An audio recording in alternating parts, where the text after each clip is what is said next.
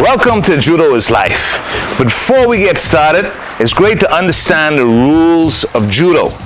Judo consists of several different parts, has been created from 1882, and it's a sport that it's enjoyed all over the world.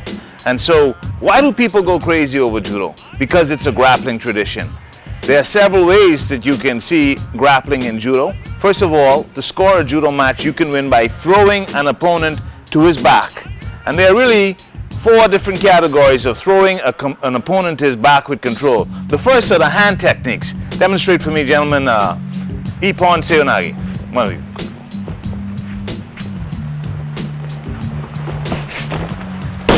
Now Taetoshi.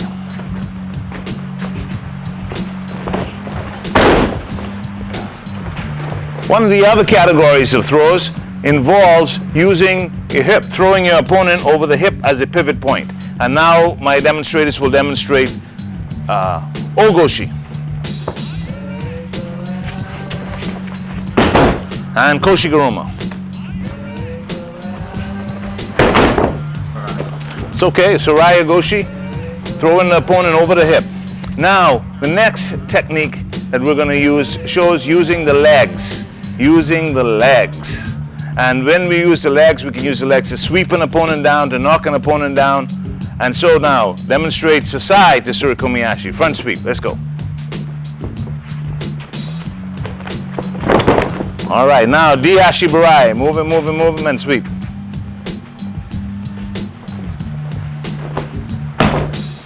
Okay.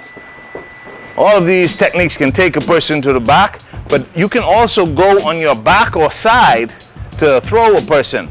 And this is what we're going to do now. You're going to watch this. This is a famous throw that's used in a lot of movies. Tomo Nagi, throwing them over the top. Let's go.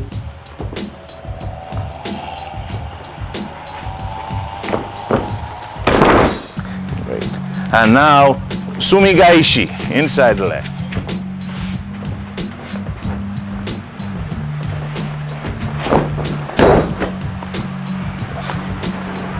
And so when you see persons getting a grip and then throwing, that's how they try and win a Judo match. Now the person with the best grip, the first grip, the best grip often wins, but sometimes the throw is unsuccessful, and so it's necessary to put the opponent in a pin. And there are several types of pins in Judo. Pins used in the body, and we're going to go over a couple of them. So move around, throw him, and put him into Kesakatami.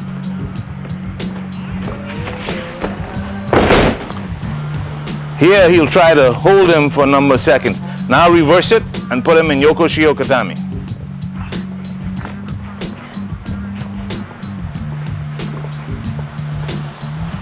Okay, and so look at this pin. And now go to Kamishi Okatami. This keeps the guys back to the ground. And now going to Kazura Keisa Katami. Right. And now coming on top with Tate Shio Katami. All of these can keep an opponent immobile. Okay, please stand. The next category that you will see is the arm bars. And this is called the Juji Katami. You're only allowed to lock the elbow in Judo until the person submits. So demonstrate, please, Juji Katami.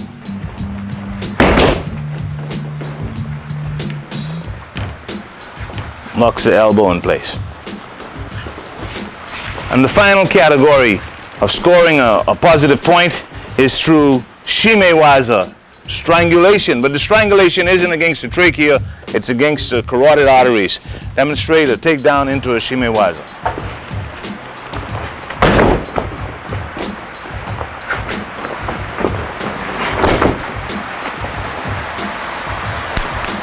Now it's match time.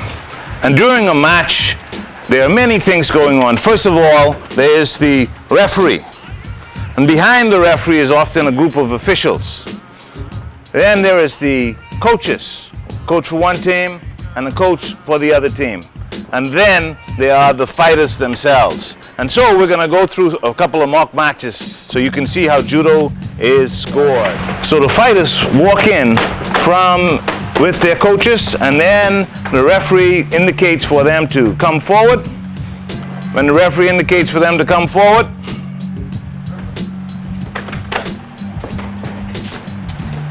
both fighters bow in, they show respect. The referee says, Hajime.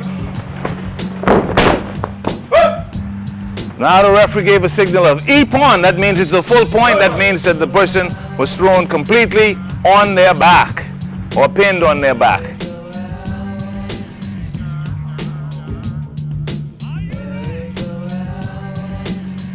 Another way of scoring the ippon is through the arm bar. So here we'll watch this in a match. Let's go.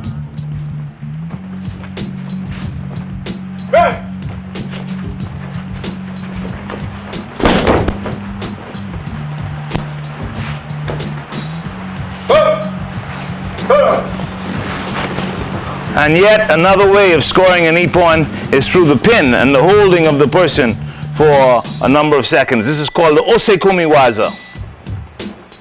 Hey!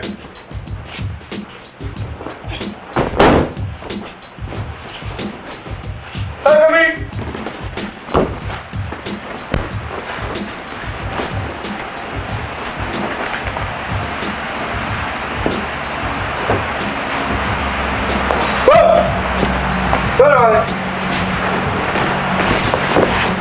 And the final way is through a shime waza.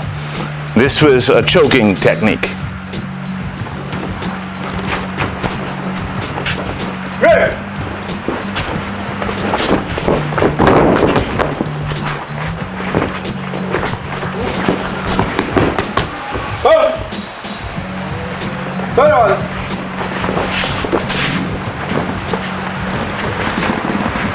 Now, during a armbar, there is only ippon.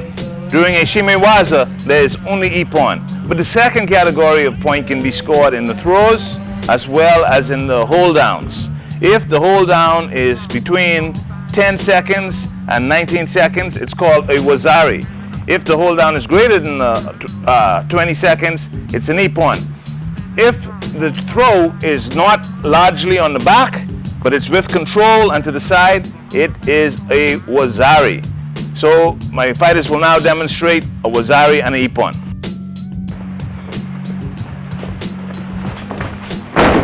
Notice that the referee called a wazari, which is a signal by moving his hand. Now he must continue. He continues and he holds him down.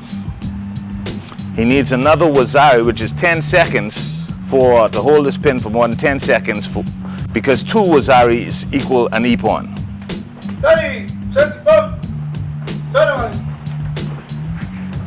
And that's a judo match. It's incredibly exciting and we're very good at it. So please watch out for it as we're going through our different routines.